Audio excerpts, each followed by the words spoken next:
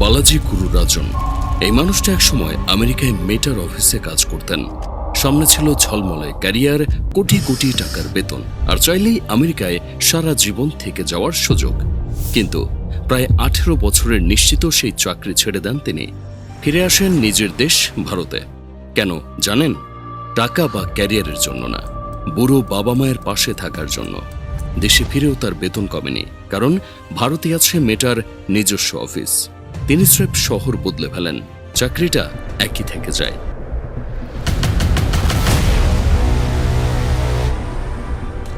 এখন শুধু একটু ভাবুন, গুগল বা মেটায় চাকরি করা বাংলাদেশের কোনো মানুষকে বালাজির মতো সাহস দেখিয়ে দেশে ফিরে আসতে পারবে? উত্তরটা হলো না। কারণ বাংলাদেশে আজও গুগল, মেটা কিংবা মাইক্রোসফটের কোনো অফিস নেই। অথচ ভারতে গুগল, মেটা, ইউটিউব প্রায় সকলের বিশাল বিশাল অফিস রয়েছে, যেখানে হাজার হাজার তরুণ তরুণী কাজ করে কোটি কোটি টাকা ইনকাম করছে প্রতি মাসে। এমনকি নেপালের মতো একটা ছোট্ট দেশও ফেসবুককে চাপ দিয়ে নিজেদের দেশে প্রতিনিধি বসাতে বাধ্য করেছে। আর বাংলাদেশ? এত বড় বাজার থাকার পরও গুগল, মেটা, ইউটিউব কেউই ফিরেও তাকাচ্ছে না এ দেশের দিকে।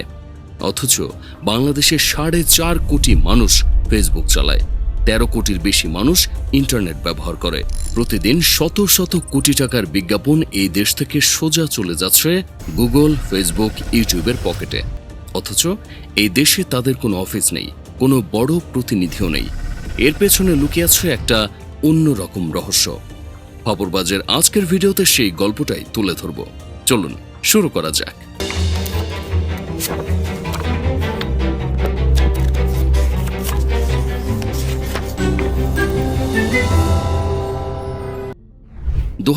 সাল, হায়দ্রাবাদ শহরে প্রথমবারের মতো দরজা খোলে ফেসবুকের একটা অফিস।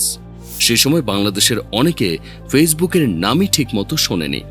এরপর একে একে মুম্বাই, বেঙ্গালুরু, গুরুগ্রাম, ভারতের বিভিন্ন জায়গায় নিজেদের ঘর বানাতে থাকে ফেসবুক।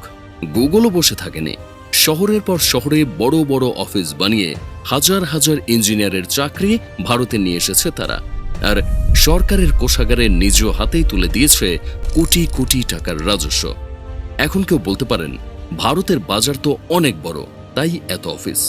কিন্তু নিউজিল্যান্ড, সিঙ্গাপুর, হংকং, তাইওয়ান, মালয়েশিয়ার মতো দেশেও অফিস আছে ফেসবুকের। এসব দেশের বাজার তো বাংলাদেশের ধারে কাছেও নেই। তার মানে আসল খেলাটা বাজারের সাইজ দিয়ে না, আসল খেলাটা হলো ভারতের সরকারি নিয়ম শক্তপোক্ত। সেখানে ট্যাক্স, রেজিস্ট্রেশন থেকে শুরু করে ডেটা নিরাপত্তার নিয়ম পর্যন্ত সবকিছুর একটা স্পষ্ট আর স্থায়ী রুল আছে। চাইলে কাউকে টাকা দিয়ে কোনো কাজ বের করে নেওয়া যায় না। অফিস খুলতে হলে কাউকে মোটা অঙ্কের ঘুষও দিতে হয় না। কোম্পানিগুলো জানে এখানে বিনিয়োগ করলে সেটা মাঝ পথে ডুবে যাবে না। আর সরকারও জানে অফিস খুলতে দিলে দেশের কোষাগারে টাকা ঢুকবে। এটাকে বলা যায় একটা বিশ্বাসের সম্পর্ক। এবার চলুন নেপালে। নেপালে গুগল, ফেসবুকের পূর্ণাঙ্গ সেন্টার না থাকলেও নেপাল টেলিকমের সাথে তাদের একটা করে ক্যাশ সার্ভার বসানো আছে। 2023 সালে নেপাল সরকার একটা কড়া সিদ্ধান্ত নেয়। তারা ফেসবুক, ইউটিউব, টিকটক সহ সব সোশ্যাল মিডিয়াকে বাধ্য করে লিয়াজি অফিস বা অন্তত একজন প্রতিনিধি রাখতে। মেটা প্রথমে পাত্তাই দেয়নি, প্রায় 1.5 বছর ঝুলিয়ে রাখে বিষয়টা। কিন্তু 2025 সালের এপ্রিলে নেপাল সরকার সরাসরি হুমকি দেয়, নিবন্ধন না করলে প্ল্যাটফর্ম বন্ধ করে দেব। তখন মেটা সিঙ্গাপুর অফিস থেকে প্রতিনিধি পাঠাতে বাধ্য হয় নেপালে। অথচ নেপাল বাংলাদেশের চেয়েও ছোট বাজার, কিন্তু তারা যেটা করে দেখাতে পেরেছে সেটা আমরা গত 1 দশকেও পারিনি। তাহলে প্রশ্নটা কোথায় গিয়ে আটকাচ্ছে? 2019 সালের 1 জুলাই বাংলাদেশের নতুন ভ্যাট আইন কার্যকর হয়। বাংলাদেশ থেকে জানানো হয় গুগল, ফেসবুক, ইউটিউবের মতো বিদেশি প্ল্যাটফর্মকে হয় এখানে অফিস খুলতে হবে, নয়তো একজন স্থানীয় প্রতিনিধি নিয়োগ দিতে হবে, যাতে সরকার বিজ্ঞাপনের উপর ভ্যাট আদায় করতে পারে। এনবিআর এর কর্মকর্তারা তখন স্পষ্ট বলেছিলেন, এই কোম্পানিগুলোর কোনো অফিস বা প্রতিনিধি এখানে না থাকায় সরকার ঠিকমতো ভ্যাটই পাচ্ছে না। এদিকে ফেসবুকের সিঙ্গাপুর অফিসের প্রতিনিধি দল বিটিআরসিতে বসে সরাসরি জানিয়ে দেয়, আমরা নিজে থেকে সরাসরি কোনো কর দেব না। উল্টো তারা প্রস্তাব দেয় সরকার যেন আলাদা একটা ব্যবস্থা করে দেয়, যেখানে বিজ্ঞাপন দাতারাই নিজেরা কর জমা দেবে। মানে দায়টা সোজা চাপিয়ে দেওয়া হয় সাধারণ ব্যবসায়ীদের ঘাড়ে। তবে পুরো গল্পটা এখানেই শেষ না। 2021 সালের মে মাসে গুগল আর অ্যামাজন সত্যি সত্যি বাংলাদেশে ভ্যাট নিবন্ধন নিয়ে নেয়। কিছুদিন পরেই ফেসবুকও 3টা আলাদা ভ্যাট নম্বর নিয়ে নেয়। তার মানে কাগজে কলমে তারা এখন নিবন্ধিত, কিন্তু আসল প্যাঁচ লাগে অন্য জায়গায়।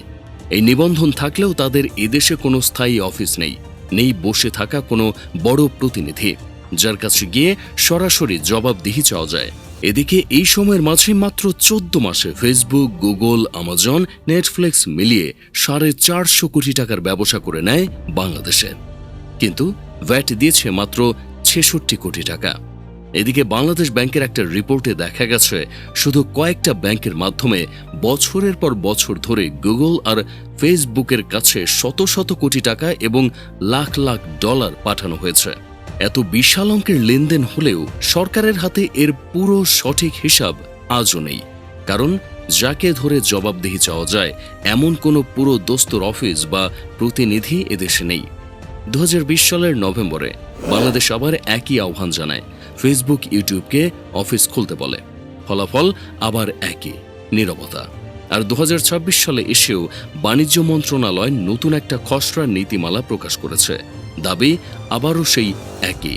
7টা বছর ধরে এই একই দাবি, একই কাগজ, একই প্রতিশ্রুতি বারবার লেখা হচ্ছে, কিন্তু বাস্তবে পুরো নিয়ম মেনে সঠিক কর দেওয়া, স্থায়ী অফিস খোলা এসব এখনো হয়নি। এখন স্বাভাবিকভাবে প্রশ্ন জাগে, এটা কি শুধু ট্যাক্সের গল্প নাকি আরও গভীর কিছু? এর উত্তর লুকিয়ে আছে আরও পুরনো একটা ঘটনায়, যে ঘটনা বদলে দিয়েছিল গোটা দুনিয়ার চোখে বাংলাদেশের ছবি। সময়টা 2005 সাল। ভারতীয় শিল্পগোষ্ঠী টাটা বাংলাদেশে নিয়ে আসে দেশের ইতিহাসের সবচেয়ে বড় একক বিদেশি বিনিয়োগ প্রস্তাব, প্রায় $300 কোটি। টাটার পরিকল্পনা ছিল এদেশে স্টিল প্ল্যান্ট, সার কারখানা, 1000 মেগাওয়াটের বিদ্যুৎ কেন্দ্র, কয়লা খনি সবকিছু মিলিয়ে একটা বিশাল শিল্প ভিত্তি তৈরি করা। কিন্তু কয়েক বছর ঝুলে থাকার পর টাটা সরে দাঁড়ায়। টাটা তখন অফিসিয়ালি বলেছিল বছরের পর বছর অপেক্ষা করেও তারা প্রয়োজনীয় সরকারি অনুমোদন আর গ্যাস সংযোগের নিশ্চয়তা পায়নি, তাই হতাশ হয়েই তারা সরে যায়। তবে অনেক পরে রাজনৈতিক মহল থেকে আরেকটা অভিযোগও সামনে আসে। বলা হয় প্রকল্পের সাথে জড়িত এক ব্যক্তি টাটার কাছে মোটা অঙ্কের কমিশন দাবি করেছিলেন, যা টাটার বোর্ড সরাসরি নাকচ করে দেয়। আসল ঘটনা যাই হোক না কেন, এই একটা ঘটনা আন্তর্জাতিক বিনিয়োগ বাজারে তৈরি করে দেয় দীর্ঘমেয়াদী কালো দাগ। যখন কোনো বহুজাতিক কোম্পানি নতুন দেশে অফিস খোলার আগে তাদের সম্ভাব্য ঝুঁকি হিসাব করে, তখন সেই দেশের রাজনৈতিক ইতিহাস, নীতি নির্ধারণে অনিশ্চয়তা আর বড় বিনিয়োগ ভেস্তে যাওয়ার নজির সবকিছুই তাদের সিদ্ধান্তে ঢুকে পড়ে। টাটার এই ঘটনা বাংলাদেশের ইতিহাসেরই একটা বড় প্রমাণ। আর এই দাগ এতটাই গভীর যে 2 দশক পরেও এটা বিদেশি বিনিয়োগকারীদের ভাবাতে বাধ্য করে। এবার বলি ভিন্ন আরেকটা ঘটনা। 2024 সালের জুলাই মাস, কোটা সংস্কার আন্দোলন তখন তুঙ্গে, আর হঠাৎ করেই সরকার সিদ্ধান্ত নেয় পুরো দেশের ইন্টারনেট বন্ধ করে দেওয়া হবে। জুলাই মাসের মাঝামাঝি থেকে টানা 5 দিনেরও বেশি সময় ব্রডব্যান্ড আর মোবাইল ইন্টারনেট সম্পূর্ণ বন্ধ থাকে বাংলাদেশে। এরপর ব্রডব্যান্ড ফিরলেও ফেসবুক, ইউটিউব, মেসেঞ্জার, ইনস্টাগ্রাম প্রায় সব সোশ্যাল মিডিয়া প্ল্যাটফর্ম আলাদাভাবে বন্ধ রাখা হয় আরও কয়েকদিন। আগস্টের শুরুতে আবারও একবার বন্ধ হয় মোবাইল ইন্টারনেট। সেই সময় সরকারের পক্ষ থেকে সরাসরি বলা হয় এসব প্ল্যাটফর্মের মাধ্যমেই আন্দোলন ছড়িয়ে পড়ছে। এবার বলুন তো, যে দেশের রাজনৈতিক অস্থিরতা চরমে আর যে কোনো মুহূর্তে সরকারি সিদ্ধান্তে পুরো ইন্টারনেটই বন্ধ হয়ে যেতে পারে, সেই দেশে গিয়ে হাজার কোটি টাকা খরচ করে অফিস বানানো আর স্থানীয় মানুষ নিয়োগ দেওয়া আপনার চোখে কতটা যুক্তিযুক্ত মনে হয়? কারণ অফিস মানে স্থানীয় কর্মীরা সরাসরি ঝুঁকিতে পড়ে যাওয়া, আইনি নোটিশ, তলব, রাজনৈতিক চাপ সবকিছুর মুখোমুখি হওয়া। কোনো কোম্পানি চায় না তাদের কর্মীরা এমন ঝুঁকিতে পড়ুক যেখানে যে কোনো মুহূর্তে রাজনৈতিক সিদ্ধান্তের কারণে পুরো ব্যবসায়ী বন্ধ হয়ে যেতে পারে। চলুন এবার পুরো গল্পটা এক জায়গায় জোড়া লাগাই। বাংলাদেশে গুগল, ফেসবুক, ইউটিউব পুরোপুরি না আসার পেছনে একটা মাত্র কারণ কাজ করে না। এটা আসলে 3টা জিনিসের এক ভয়ঙ্কর মিশ্রণ। প্রথমত, নিয়ম আছে ঠিকই, কিন্তু সেটা পুরোপুরি বাস্তবায়ন করার ধারাবাহিকতা নেই।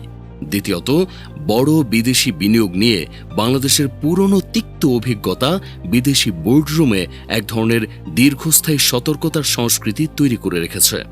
তৃতীয়ত, রাষ্ট্রীয় পর্যায়ে ইন্টারনেট আর সোশ্যাল মিডিয়া নিয়ন্ত্রণের সাম্প্রতিক ইতিহাস, বিশেষ করে 2024 সালের সেই শাটডাউন যে কোনো টেক জায়ান্টের জন্য বিনিয়োগের ঝুঁকি আরও কয়েক গুণ বাড়িয়ে দিয়েছে।